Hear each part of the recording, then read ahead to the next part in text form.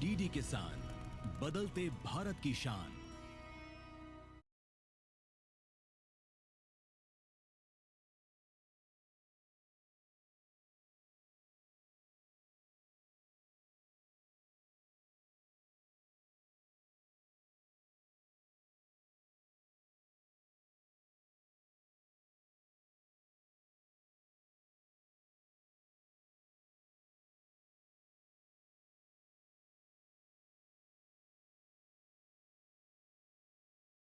नमस्कार, स्वागत है आपका छत पर बागवानी कार्यक्रम में। मैं अंजू सिंह, उस स्वर्गीय भूमि से जहां प्रकृति का हर रंग मुस्कुराता है। देहरादून से 35 किलोमीटर दूर हिमालय की गोद में बसे इस क्षेत्र को पहाड़ों की रानी के नाम से जाना जाता है। जी हाँ, यहाँ पर खूबसूरती के मनमोहक नजारे नजर आते हैं और इसे कहते हैं मसूरी। तो चलिए शुरुआत करते हैं आज के कार्यक्रम में और आपको लेकर सबसे पहले चलते हैं मसूरी की सैर पर।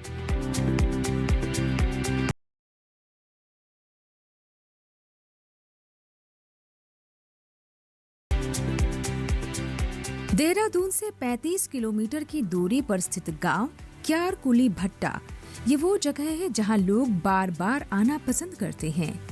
ये पर्वतीय पर्यटन स्थल हिमालय पर्वतमाला के मध्य हिमालय श्रेणी में पड़ता है, जिसे पर्वतों की रानी भी कहा जाता है। जी हाँ, हम बात कर रहे हैं मसूरी की। बिना किसी देरी के आपको मिलवाते हैं एक ऐसे पर्यावरणविद से जो पिछले कई सालों से मसूरी समेत आसपास के कई इलाकों में प्रकृति को बचाने की हर पुरजोर कोशिश कर रहे हैं। ये पिछले कई सालों से पहाड़ों और आसपास के इलाकों में पौधों, वृक्षों के रोपण और उनकी देखभाल का काम कर रहे हैं।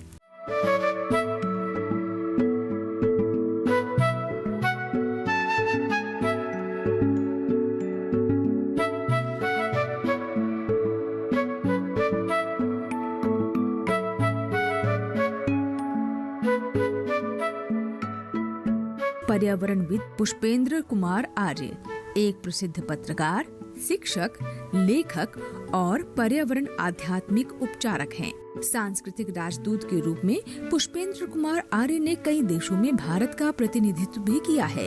ये पिछले कई सालों से पहाड़ों और आसपास के इलाकों में पौधों, वृक्षों के रोपण और उनकी देखभाल का काम कर रहे हैं। पुष्पेंद्र जी ने अब तक हजारों पौधरोपण किए हैं। धरती माँ को फिर से हरा भरा करने और पेड़ पौधों को बचाने के लिए एक अभियान चला रहे हैं। मेरा पौधा मेरा जीवन मेरे संग, मेरा पौधा मेरा जीवन मेरे संग, मेरा पौधा मेरा जीवन मेरे संग। आइए प्रोफेसर पुष्पेंद्र से समझते हैं कि पर्यावरण और प्रकृति के तालमेल को बैलेंस कैसे रख सकते हैं। किन लोगों की जिंदगी सुहानी रहेगी, किन की जिंदगी में शामें सुहानी रहेंगी, किसके जीवन में जिंदगी की रवानी रहेगी, जिनके घर के छतों पर बागवानी रहेंगी। तो ये जो बागवानी है ये हमारे घर की छत है और घर की छत पर प्रकृति है, तो प्रकृति मतलब परमात्मा है। क्योंकि दुर्गा सप्तशती में आता है कि या देवी सर्वभूतेषु प्रकृति रूपेण संस्थिता नमस्तस्यै नमस्तस्यै नमस्तस्यै नमो नमः। तो यहां हमने उस प्रकृति के प्रादुर्भाव का प्रयास किया।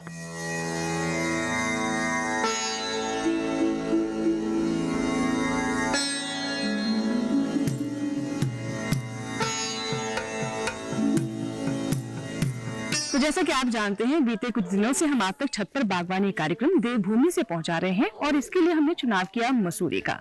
मसूरी की वायु, यहाँ की भूमि, यहाँ का वातावरण एक ऐसा है जो कि बागवानी को लेकर एक सजीव संदेश देता है। और हमने सोचा क्यों ना आपको नेचर वॉक भी कराया जाए, ताकि इस भाव को हम आप तक भी पहुंचा सकें, आप ही प्रकृति को महसूस कर सकें। तो नेचर क्यों महत्वपूर्ण है? प्रकृति से हम उत्पन्न हुए और प्रकृति में हम समाप्त हो जाते हैं। इस पूरी यात्रा में हम प्रकृति को कैसे अपने साथ लेकर चल सकते हैं, इसी के बारे में हम आज बात करेंगे। और इसमें हमारी मदद करेंगे पर्यावरण प्रेमी प्रोफेसर पुष्पेंद्र कुमार जी। स्वागत है आपका कार्यक्रम। जी बहुत धन्यवाद जी। तो प्रकृति ही हम में है, जी। हर जगह प्रकृति है और इसी सत्य को, जो परम सत्य है, उसे हम भूल जाते हैं। क्यों प्रकृति से जुड़ना इतना महत्वपूर्ण है? जैसे जैसे विज्ञान प्रगति करेगा उसको ज्ञान के मूल में जाना पड़ेगा। और ज्ञान का जो मूल है वो प्रकृति है। क्योंकि आप जब प्रकृति में होते हैं तो नियर टू नेचर होते हैं। जब नियर टू नेचर होते हैं तो नियर टू गॉड होते हैं। गीता के में देखें तो भगवान श्री कई सारे श्लोकों में कहते हैं कि मैं ही प्रकृति हूँ, मैं ही आदित्य हूँ, मैं ही भास्कर हूँ, मैं ही सोम यानी मैं ही चंद्रमा हूँ, मैं ही ये पेड़ पौधे हूँ, और इन सब के संचरण से मैं जीवन जगत में उत्पत्ति को निर्मित करता हूँ। तो ये पेड़ पौधे हमारे जीवन के सहचर हैं। हर पौधे में कोई ना कोई औषधीय तत्व होता है जो हमारे आरोग्य के लिए अच्छा है, हमारे स्वास्थ्य के लिए अच्छा है, हमारा जिससे मन अच्छा होता है, हमारा जीवन जिससे अच्छा होता है। तो अब यहाँ जब आप देखेंगे हमारे यहाँ जो लगे हैं, कहीं आंवला है, कहीं बादाम है, कहीं नारंगी है, कहीं अखरोट है, फिर वो संतरा है ना, बहुत सारे पौधे, दालचीनी है। ये वो तत्व हैं जिनको हम वानस्पतिक रूप से किसी न किसी रूप में या तो भोजन में या दवाइयों में ग्रहण करते हैं। तो ये हमारे जीवन को चलाने का माध्यम है। यहाँ जो ये आप बहुत सारी पौध देख रहे हैं, ये मीठे रस युक्त फलों के पौधे हैं, जिसमें नारंगी है, संतरा है, माल्टा है, इस तरह के पौधे ये आप यहाँ देख पा रहे होंगे। थोड़ा सा और आगे की तरफ दृष्टि जाएगी तो वहाँ दालचीनी है, वहाँ आंवला है। और ये कुछ पौधे यहाँ से फ्रेंडली थे, कुछ नहीं थे। तो उन दोनों दिशाओं में हमारा काम चल रहा है। प्रयास हम कर रहे हैं कि सब रहें। अभी 3 वर्ष इनकी उम्र हो गई है, तो उम्मीद करते हैं, हम ऐसा मानते हैं यहाँ पहाड़ पर कि जो पौधा 1 साल जी गया वो हमेशा जिएगा, फिर वो मरेगा नहीं। तो ये पौधे हमने यहाँ लगाए हैं, और फिर बाद में जब ये पनप जाएंगे तो ऐसा भी हो सकता है कि जो इनमें बड़े आकार के पौधे हैं, जैसे बादाम का है या अखरोट का है या अंजीर का है, इनको हम थोड़ा सा प्रस्थापित करें, यहाँ विकसित कर लें। क्योंकि इस जगह को इसलिए चुना नॉर्थ ईस्ट को हमने, ये ईशान्य कोण है। तो देखा आपने कि प्रकृति में कितने तरह के खजाने छुपे हुए हैं। नेचर वॉक की स्टॉक में यहाँ लेंगे एक छोटा सा ब्रेक, कहीं मत जाएगा। देख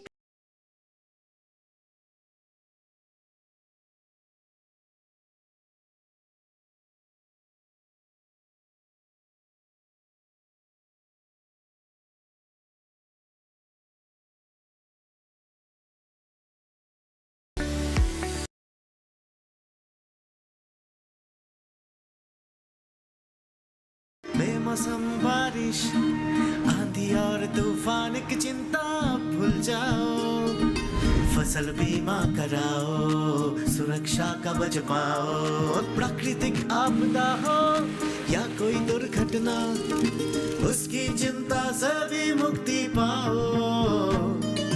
फसल बीमा कराओ। हमने फसल बीमा योजना को अधिक प्रभावी बनाया, उसके दायरे में ज्यादा किसानों को लाए। अब तक 19 करोड़ 67 लाख से अधिक किसान आवेदनों को फसल मुआवजा मिला। रबी फसल बीमा के लिए शीघ्र पंजीकरण कराएं। बैंक शाखा, बीमा कंपनी, कृषि ऋण समिति, जन सेवा केंद्र से संपर्क करें या www.pmfby.gov.in पर ऑनलाइन आवेदन करें। बीमा कंपनी के प्रतिनिधि से घर बैठे एड ऐप द्वारा बीमा करा सकते हैं। फसल बीमा से संबंधित जानकारी के लिए हेल्पलाइन नंबर 14447 पर कॉल करें। फसल बीमा कराओ, सुरक्षा कवच पाओ।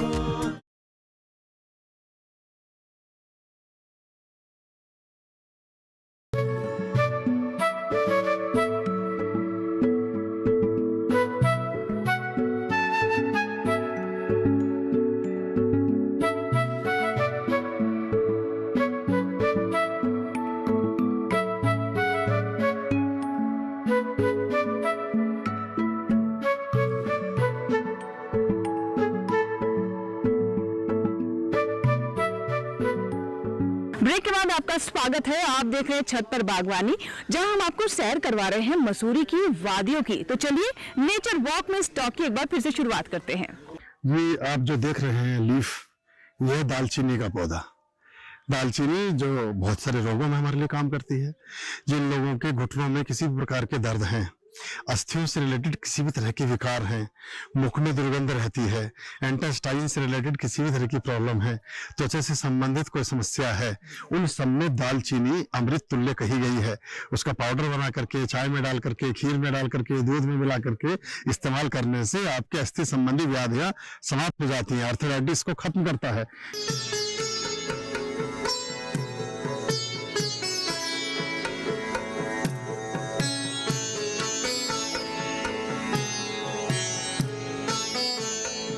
ये बांज है जिसके बारे में मैं कल आपको बता रहा था, जो बहुत अद्भुत पौधा है और यहाँ का राजकीय पुष्प है, उत्तराखंड का राजकीय पेड़ है ये, और इसको क्षति पहुंचाने पर जमानत भी नहीं होती है, इस तरह का कानून भी है। तो ये बड़ा इसी महत्व की वजह से। गुरुजी इसमें क्या विशेषता है? इसमें जल है।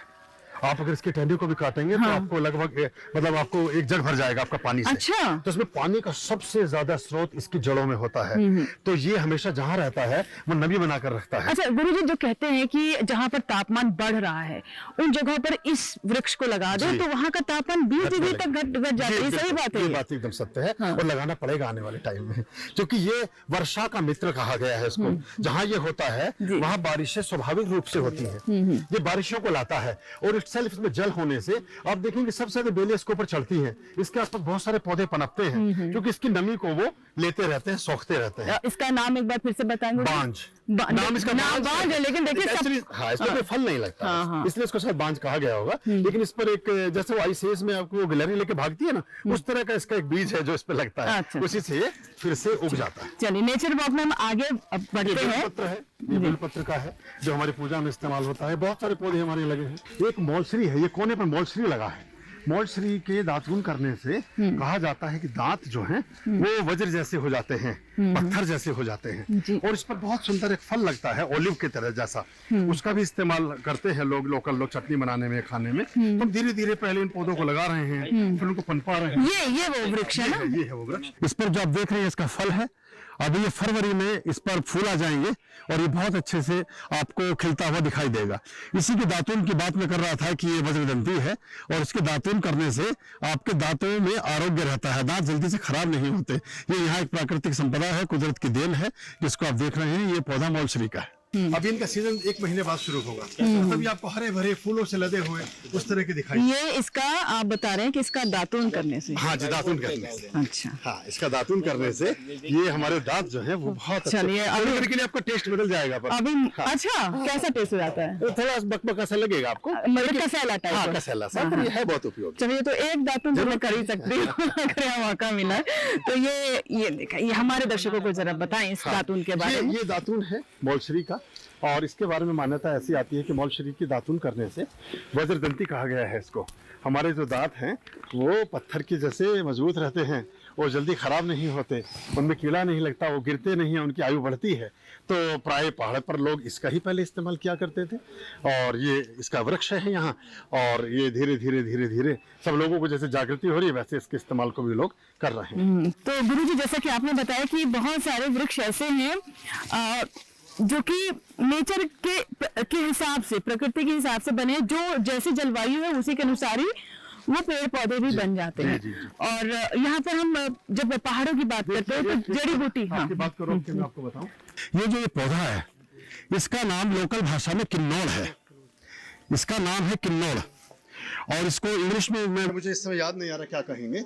इसकी जो ये जड़ है, ये इसका छोटा सा भाग अगर हम तोड़ करके वो निकलवा देंगे, तो तोड़ करके और पानी में डालते हैं, पीले रंग की जड़ निकलती है। ये शुगर के लिए, मधुमेह के लिए बहुत उत्तम और अच्छा माना गया है। इसका बहुत हम यहाँ बहुत सारे वर्षों से बांट रहे हैं। ये जंगली झाड़ी है और यहाँ लाखों पौधे इस किन्नौर के यहाँ हैं। तो पर्वतीय क्षेत्र के लोग इसको दवाइयों में इस्तेमाल करते हैं। इसकी पत्ती का, इसके फूल का और इसके बीज का और जड़ का सबका इस्तेमाल होता है। ये आप देख रहे हैं, ये अंजीर का पौधा है। एक पौधा ये अंजीर है, एक मेरे पीछे लगा है, ये भी अंजीर है। ये 2 पौधे अंजीर के हैं। इस पौधे पर आप देख पा रहे होंगे कि कोपलें फूटनी प्रारंभ हो गई हैं, क्योंकि ये पतझड़ इसका अर्ली होता है। ये पतझड़ होने के बाद अगले महीने दिसंबर में इसमें पत्तियां आनी शुरू होंगी और मार्च अप्रैल के आसपास इसमें फल लगेगा। इसी पौधे पर फल लग रहा था पिछली बार भी, जो आपने चित्र देखा है वो इसी पौधे का है। कि वहाँ गमले में रखने के बाद 2 वर्ष के बाद यहाँ ले आए हैं, चूँकि धरती का पौधा है। अब ये आपको सिर्फ पत्ते नहीं दिख रहे होंगे, लेकिन यह फूटने शुरू हो गई हैं इसमें कोपलें। अब ये विकसित हो जाएगा।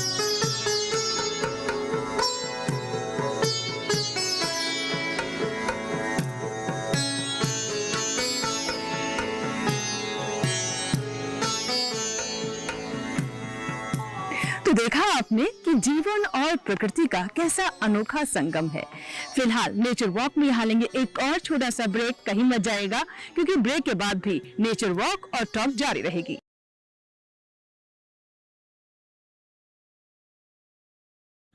दीदी नौकरी लग गई। अरे वाह, बधाई हो। तो अब तो ढेर सारी शॉपिंग। हाँ दी, नया मोबाइल। अरे रुको शहजादे, सैलरी से पहले खर्चे। इंस्टेंट लोन भी तो मिलता है। पहले बजट बनाना सीखो, फिर खर्च करो। पर दी, देखो, कमाई का एक हिस्सा हमेशा बचाना चाहिए, लेकिन पार्टी देने से नहीं बचोगे तुम। हाँ दी, पार्टी मेरी, बजट तुम्हारा। अच्छा, आरबीआई कहता है सही वित्तीय बर्ताव करे आपका बचाव।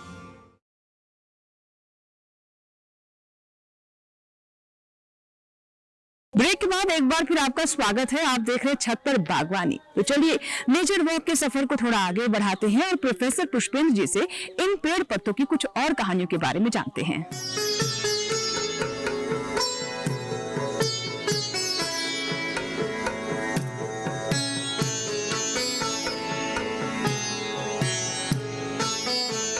स्वामी जी, हमारे जीवन में जो कहानी है वो कहानी का बहुत बड़ा रोल होता है।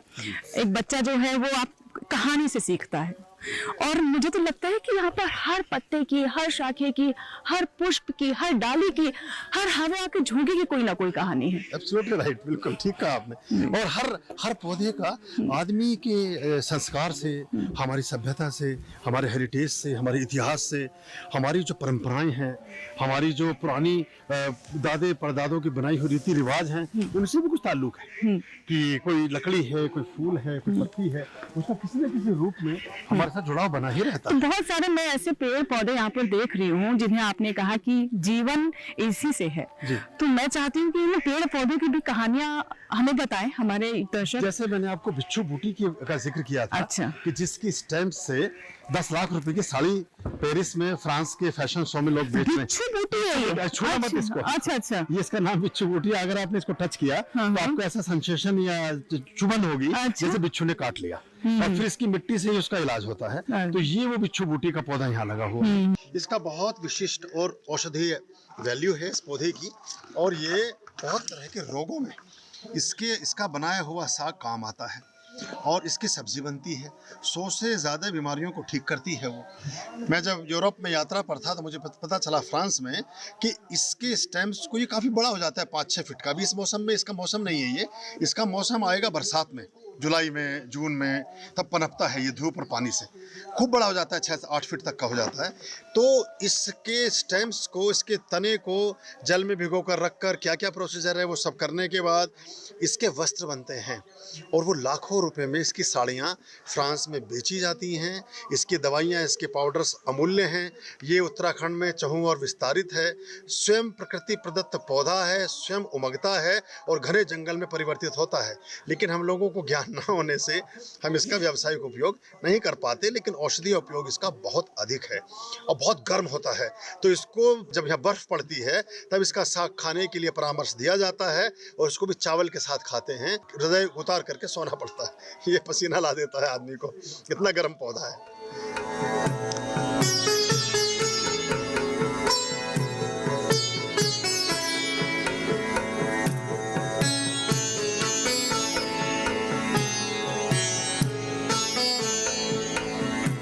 बिल्कुल, तो बहुत अच्छी बातें आपने बताई गुरुजी। और कुछ और मैं देख रही हूँ कि यहाँ पर पौधे हैं। ये फिर साइप्रस की बहुत सारी प्रजातियां हैं जी। ये इसमें झूमर साइप्रस है, ये गोल्डन साइप्रस है, ये नेचुरल साइप्रस है। ये झूमर जैसे जो हाँ, इसका नाम भी इसलिए झूमर है मेरे ख्याल से। जी। क्योंकि देखिए ये बिल्कुल। और तो ये रात में क्या कुछ इसमें ये ऐसे पौधे हैं जो बहुत सशक्त हैं। और इनको पानी ना दें तो भी चलेंगे, इनका कोई देख रेख ना करें तो भी चलेंगे। इसी के नीचे गोल्डन बॉटल ब्रश लगा है। अच्छा। ये वाला गोल्डन बॉटल ब्रश है। इससे आगे उधर देखेंगे तो वो जामुन है। तो यहाँ हमने ये सब धीरे धीरे इन्हें धरती में रोपा है 2 वर्ष पश्चात। अभी आहिस्ता आहिस्ता इनकी देख रेख होगी, इनमें पानी लगेगा, फिर स्पेशल पाइपलाइन इनके लिए लाई गई ताकि इनमें यहाँ इनका सिंचाव हो सके। जो पानी की लाइन आप देख रहे हैं, तो ये फिर धीरे धीरे वृक्ष बनेंगे और बढ़ते जाएंगे। जी। इस पेड़ का नाम है बॉटल ब्रश, और इस पर जो पुष्प लगता है वो देखने में ऐसा लगता है जैसे बोतल को साफ करने वाला ब्रश है। लंबा होता है, लाल रंग में भी होता है, नीले रंग में भी होता है, पीले रंग में भी होता है। अलग अलग शेड्स इसके होते हैं। बहुत सुंदर लगता है, बहुत रफ टफ पौधा है, ज़्यादा देखभाल की आवश्यकता नहीं होती और पर्वतीय क्षेत्रों में सुगमता पूर्वक हो जाता है। बाद में विशालकाय वृक्ष बनता है, जैसा वृक्ष एक आपने मॉल रोड पर मसूरी में देखा भी होगा। इसके नीचे से गाड़ियां गुजरती हैं और वो लगभग 100 फीट की हाइट का पेड़ हो जाता है। ये इसका नाम, जैसे कि आप इसमें आप देख रहे होंगे, गिग्रेनिश और गोल्डन, दो तरह के कलर एक साथ है। ऐसे ही इस पर जो पुष्प लगता है वो बहुत सुंदर है और इसको गोल्डन बॉटल ब्रश कहा गया है। वो जो आपने दूसरा बॉटल ब्रश देखा था वो रेड कलर का, वो सामान्य है, ये थोड़ा सा विशिष्ट है। और ये एक बार पनप जाए, चल पड़े, तो बहुत बड़ा वृक्ष बन करके बहुत सुंदर लगता है और 12 मास रहता है, 12 महीने चलता है। यहाँ कम होता था लेकिन अब होने लगा है, लगाने के बाद अभी चल रहा है।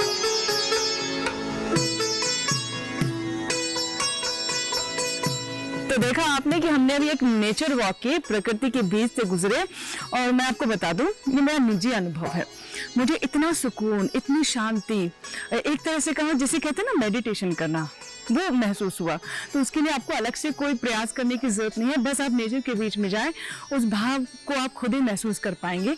और शायद हम कहीं ना कहीं नेचर से ही दूर होते जा रहे हैं, इसीलिए छत पर बागवानी कार्यक्रम में हम आपको नेचर से जोड़ने का प्रयास कर रहे हैं, ताकि आप अपनी जड़ों से जुड़े और अच्छा आनंदित जीवन जी सकें। बहुत बहुत शुक्रिया गुरुजी।